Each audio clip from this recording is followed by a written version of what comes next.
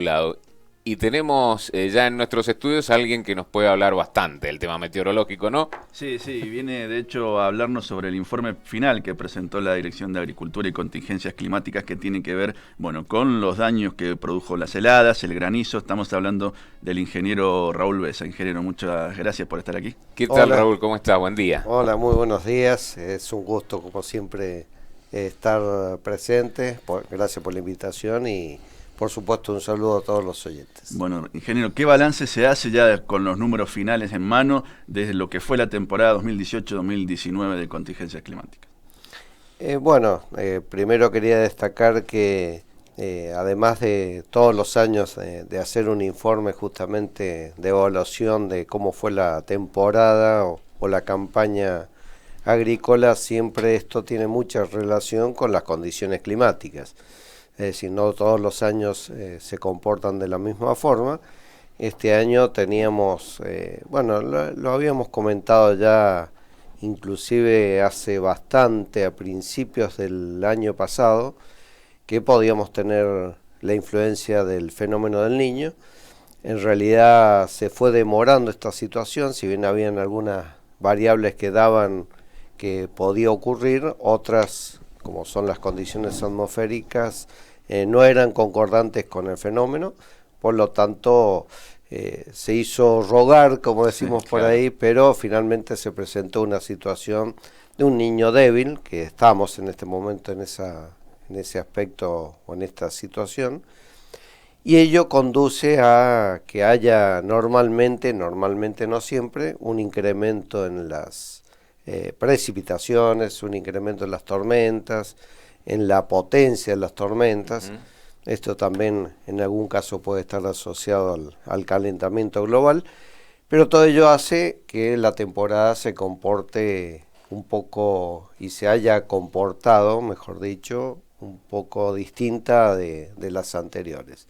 De todas formas, como informe final de cantidad de hectáreas, alcanzamos en granizo 15.900 hectáreas aproximadamente afectadas con daños al 100%. ¿Esto decimos. en toda la provincia?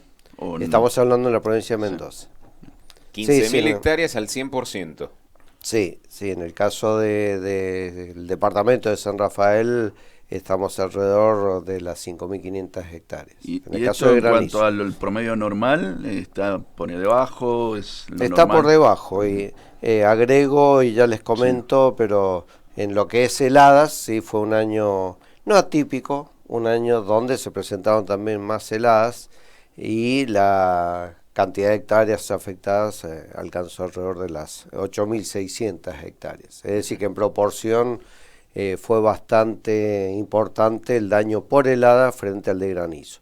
Y con respecto al granizo y a los promedios depende, por supuesto, de cuántos años hemos considerado. En este caso, el dato que voy a dar es desde el año 1993-94, en esa temporada, hasta la temporada 2018-2019, incluyendo esta, está alrededor de las 20.500 hectáreas. Es ese promedio histórico, podemos decir, para la provincia de Mendoza. Estamos por debajo, o estuvimos en esta última campaña por debajo de ese promedio. Casi un 20-25%, ¿no? Entonces. Sí, justamente por debajo del 20% con respecto al promedio histórico, lo cual, por supuesto, dentro del contexto es más importante este 20%. No sé si se entiende, ya que se constituyó en un año mucho más peligroso, mucho más con tormentas más frecuentes, una cantidad de celdas que le llamamos, sobre todo las más potentes, que estuvieron incrementadas con respecto a un año promedio. Por lo tanto, es más significativo esa reducción del 20%, y con respecto, si lo comparamos con los promedios de los daños a nivel internacional para este tipo de sistema, que es el utilizado, el medio que se usa es distinto a veces, o puede ser un avión, puede ser una lanzadera de cohetes, puede ser un generador de superficie, pero en definitiva los daños a nivel internacional están en el orden del 28 al 30% de reducción de daños.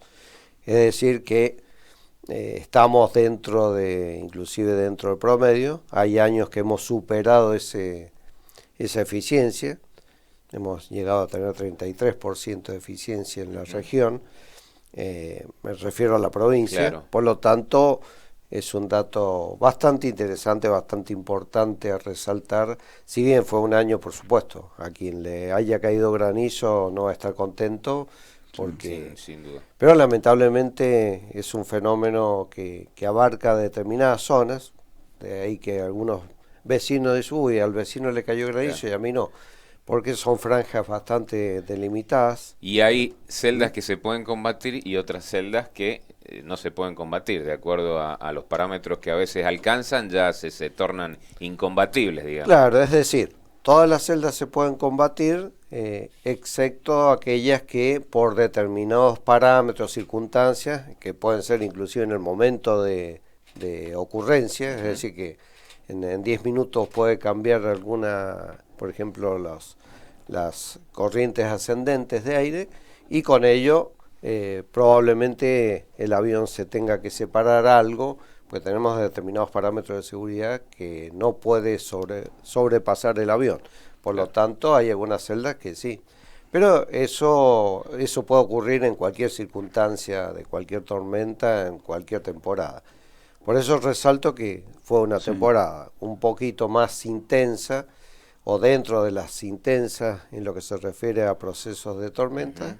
Y por otro lado, hubo una reducción que no llegó al 30%, que es casi, estamos acercándonos a ese promedio en la región. El dato referencial, digamos. Claro, el dato referencial, pero a su vez estuvimos por debajo del promedio histórico. Sí. Entonces, ante un año con tormentas más intensas y un promedio de años menor o dentro del promedio, eso habla de la efectividad, ¿no? Pensando en que muchos a veces cuando cae granizo dicen, ¿y los aviones? ¿Y la lucha antigranizo para qué sirve?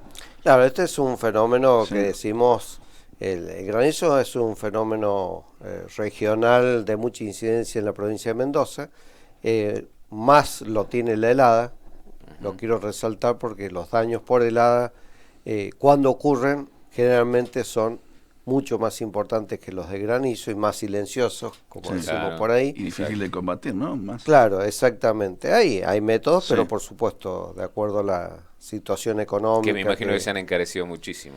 Claro. Porque son todos en base a combustible. Es lo que usábamos habitualmente.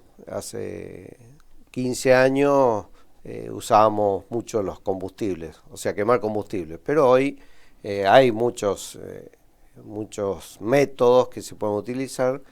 Por supuesto que hay que hacer un estudio para ver cuál es lo más adecuado, pero por ejemplo en General Alvear se ha incrementado mucho la superficie protegida con riego. Con riego, exactamente. Diríamos riego, no es la palabra, pero con aspersión de agua. Que es una que lluvia, es un método, digamos, que justamente, que lo que logramos es generar hielo continuamente durante toda la noche, y diríamos el proceso de liberación de calor en el pasaje de estado hace que se mantenga la temperatura en el 0 grados, podemos decir, y evita la helada.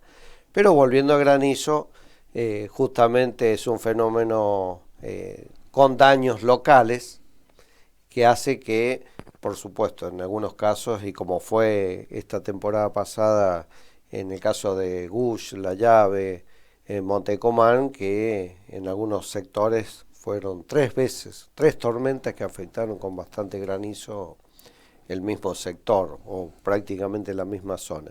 Raúl, y este fenómeno meteorológico que describías al principio, el niño o la niña, no me acuerdo. Niño. El niño. Este fenómeno, ¿hasta cuándo se extiende? Para más o menos tener una idea de hasta cuándo se extienden estas características meteorológicas, si van a continuar la próxima temporada de la misma manera.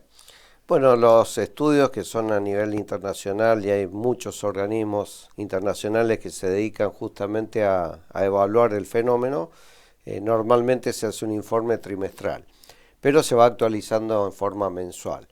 Y hablamos de tendencias climáticas. Es decir, que con respecto a este aspecto, como tendencia climática para el invierno que hemos comenzado, para este trimestre, la mayoría de los modelos que estudian, digamos, el modelo no el modelo lo estudia, sino los científicos que estudian a través de modelos, determinan que este trimestre tendríamos una continuidad, es decir, es alrededor del 60% de la probabilidad de que continúe la ocurrencia del fenómeno del niño débil, decimos, Seguro.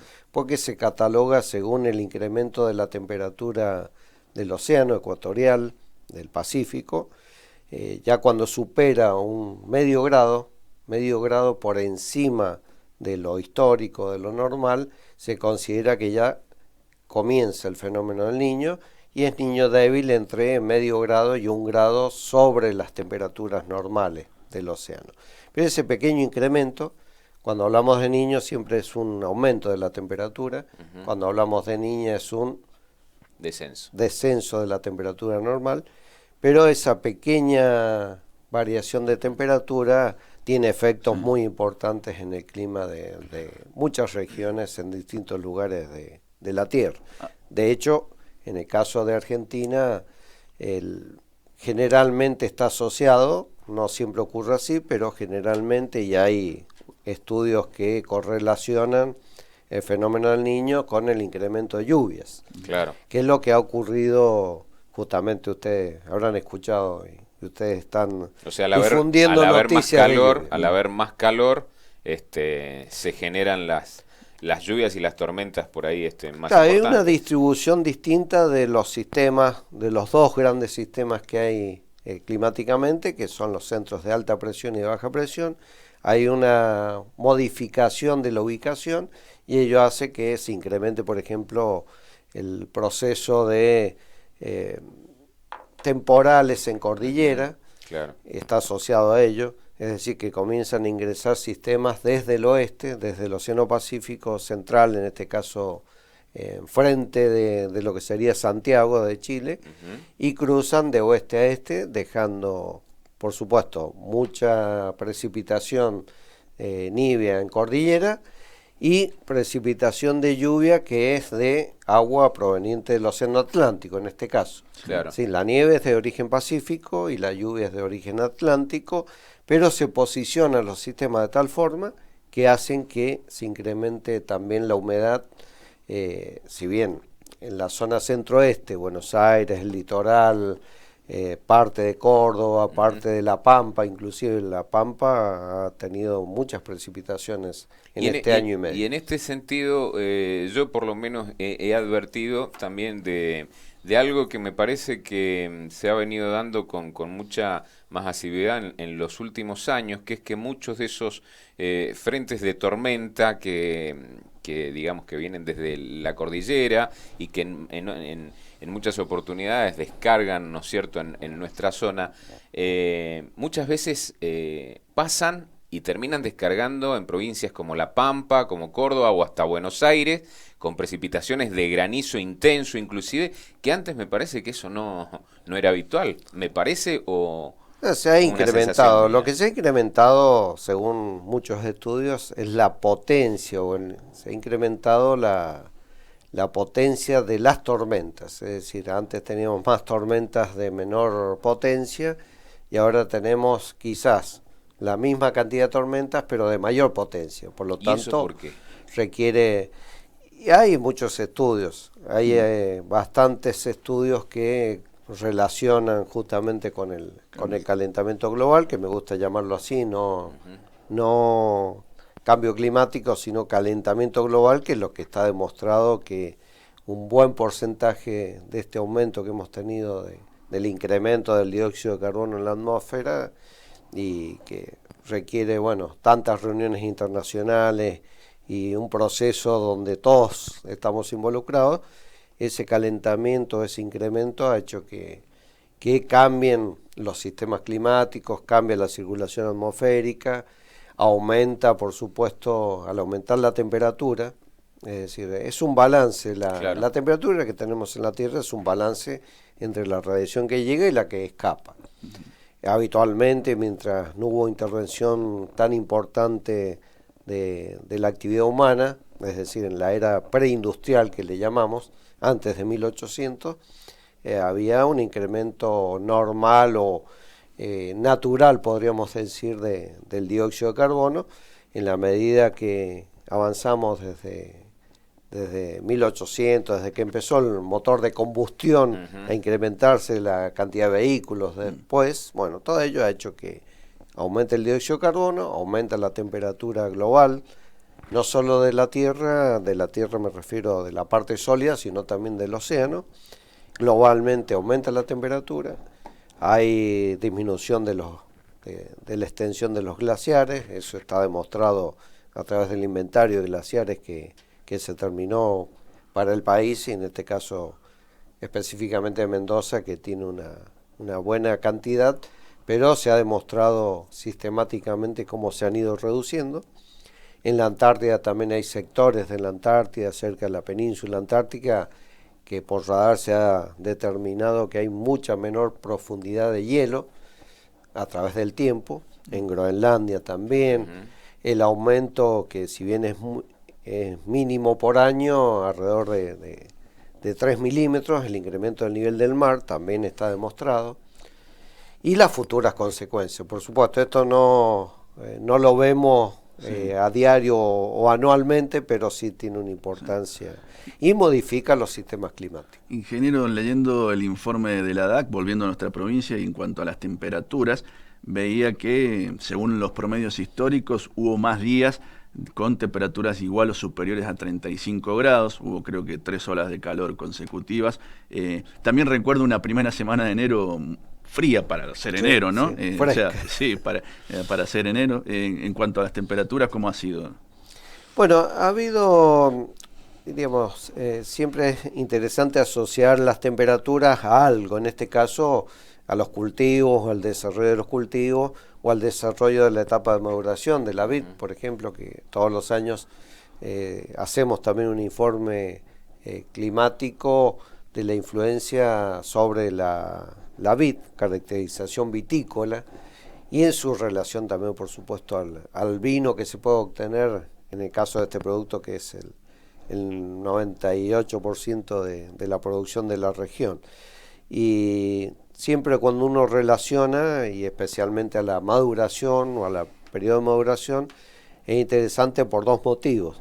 Primero, porque las temperaturas altas ocasionan una serie, o pueden ocasionar una serie de inconvenientes en los productos finales que se obtienen, en la uva y después en los productos derivados. Y después hay otro aspecto importante, que es el periodo de maduración. En este caso, en esta última temporada, y con respecto a este último aspecto, hubo luego, si bien tuvimos justamente un mes de enero, que podemos catalogarlo como un poco más fresco, en temperaturas medias, pero hubo otros meses también que ocurrió, y fundamentalmente en la época de maduración, al final de la época de maduración, lo cual hizo que se prolongara un poco el periodo de cosecha. Inclusive el INB cerró también la temporada un poco más tarde de lo habitual, porque habían algunas uvas tardías que no alcanzaban la madurez suficiente. Bueno, y esto está asociado justamente a momentos. Es decir, no es que la temporada en general se comportó con temperaturas más bajas, sino que en promedio fueron más altas. Sobre todo las temperaturas mínimas. O sea, las medias mínimas fueron más altas. Y en realidad esto está concatenado de acuerdo a, por supuesto, lo que vino ocurriendo estos últimos años. Es decir, si vemos los últimos 17 años, ¿sí? 15 años han sido más cálidos que el año anterior. Es decir, hemos estado en ese periodo con 15 años con temperaturas superiores. En promedio estamos hablando, temperaturas medias promedio. Es decir, que está en relación con este aumento global de la temperatura. Es decir, que podemos decir que al mismo tiempo tuvimos un periodo que se comportó un poquito más cálido, ¿sí? estoy hablando del año 2018, porque a veces lo hacemos en forma anual, en este caso lo hacemos desde septiembre a abril, que toma, diríamos, toda la temporada primavera-verano.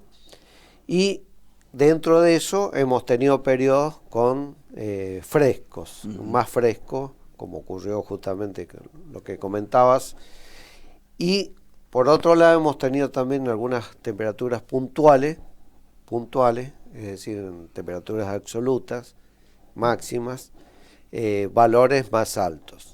Es decir, algunos días con temperaturas mucho más altas, que también puede ocasionar algunos inconvenientes en la calidad del producto agrícola que se obtiene. En lluvias, recién hablaba del Niño en otra zona que trajo más lluvias, y en nuestra provincia, ¿cómo se comportó? Bueno, en ello podemos decir que habitualmente yo les decía que hay una relación entre el Niño, depende de su potencia, por eso hablamos en este caso de un niño débil. Hay hasta niños muy fuertes que sí han ocasionado incremento de lluvias muy importante. Se ha cumplido lo que habitualmente ocurre desde el centro de Argentina hacia el este. Esto es un fenómeno regional o global, podríamos decir casi. Se han incrementado las lluvias, se incrementaron. En el caso particular de Cuyo, de Mendoza, en este caso, hemos tenido, diríamos, menos lluvias de lo que es el promedio habitual en la temporada. Sí. Es decir, que hemos tenido menor cantidad de precipitaciones. Pero ello, si medimos hasta el fin de la campaña, pero si seguimos, consideramos todo el otoño, hemos visto que ahora se ha incrementado. Mayo fue lluvioso, ¿no? Claro, es decir, marzo comenzó con un leve incremento, abril también, y mayo también. Mayo se ha destacado con respecto a lo normal para un mes de mayo, que vienen las precipitaciones disminuyen mucho. Ya a partir de marzo comienza a disminuir habitualmente, históricamente. Y sin embargo, el mes de mayo hemos tenido precipitaciones muy abundantes. Raúl, en cuanto a precipitaciones nidias, que es también un tema que siempre preocupa, por supuesto, en nuestra región, que dependemos del recurso hídrico, ¿cómo viene ese tema? Más o menos de acuerdo a los parámetros que se tienen, ¿vienen disminuyendo? ¿Cómo estamos? Bueno, siempre hago primero dos consideraciones con respecto a la nieve, porque hay que tenerlo en cuenta. Una es que la acumulación de nieve a efectos de lo que compete al agua de riego, lo que compete al agua, futura agua potable que disponemos, y para uso industrial, para todos los usos, depende en la medida que la nieve precipite dentro de la cuenca de los ríos. Y el otro aspecto a tener en cuenta son las temperaturas de primavera especialmente, y las temperaturas de invierno, por supuesto. Las de invierno permiten que no solo precipite nieve, sino que luego termine convirtiéndose en hielo. Y no se derrita tan rápido. Y las de primavera, por supuesto, están asociadas al periodo de hielo. Pero con esas dos consideraciones, este año, por supuesto que recién comienza la temporada nibia o invernal de nieve, pero hemos tenido precipitación de nieve, precipitaciones superiores al año anterior. No a la media, a los últimos años. ¿Y respecto de la media cómo estamos? No, con respecto a la media todavía, pero hay que recordar que estamos justamente a mediados de junio. Quiero decir que recién estamos entrando en la temporada habitualmente que nieva en cordilleras. ¿Y esta temporada hasta cuándo se estira? ¿Hasta septiembre más o menos? Y habitualmente hasta septiembre.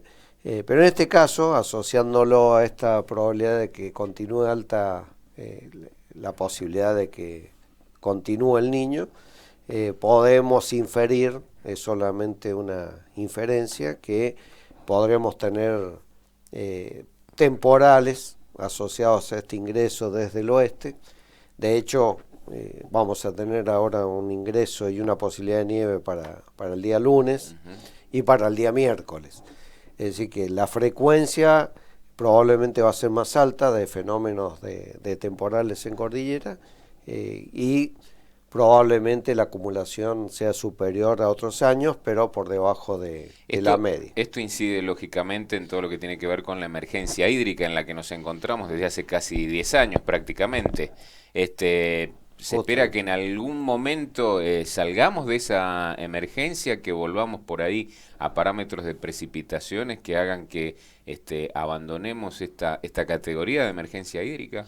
Bueno, todos los años, por supuesto, se va estudiando este proceso a través del Departamento General de Irrigación, pero lo que podemos decir desde el punto de vista climático, estamos hablando a muchos años, inclusive he visto algunas tendencias de algunos organismos internacionales, inclusive del Panel Intergubernamental de Cambio Climático, que hace un informe en forma frecuente, y lo que se espera, diríamos, para el periodo que va entre el 2030 y el 2100, que en promedio en cordillera, sobre todo en los Andes centrales, vaya disminuyendo la precipitación de nieve.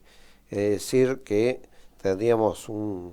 podríamos tener un problema. Esto está estudiado bastante en la parte central de Chile. También Chile está estudiando desde hace muchos años, porque ellos vienen detectando una disminución del caudal de los ríos, claro, que abastece en el caso del